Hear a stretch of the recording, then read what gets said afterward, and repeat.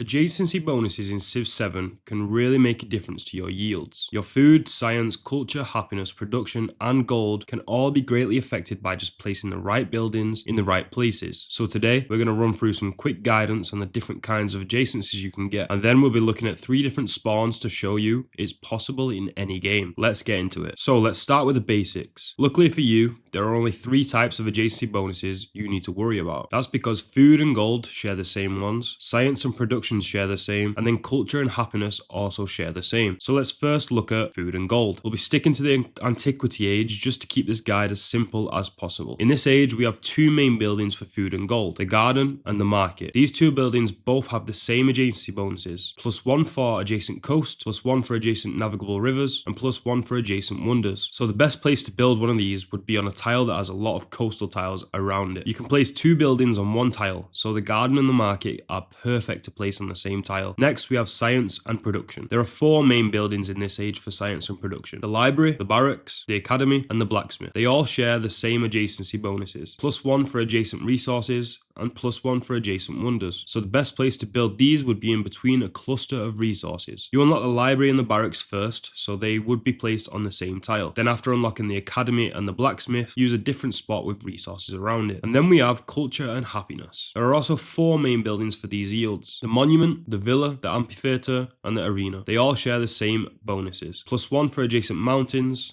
+1 for adjacent wonders, and +1 for adjacent natural wonders. So the best place to build these would be next to mountain tiles. The more mountains, the better. You will unlock the monument and the villa first, so place them on the same tile, and then you will unlock the amphitheatre and the arena. Planning out where your buildings are going to go early in the game will help you later on. Also, you might have noticed something else if you were paying attention. Every single building has an adjacency bonus for wonders, so if you manage to group your buildings together with space around them, you can actually build wonders on the tiles next to them and get an even better adjacency bonus.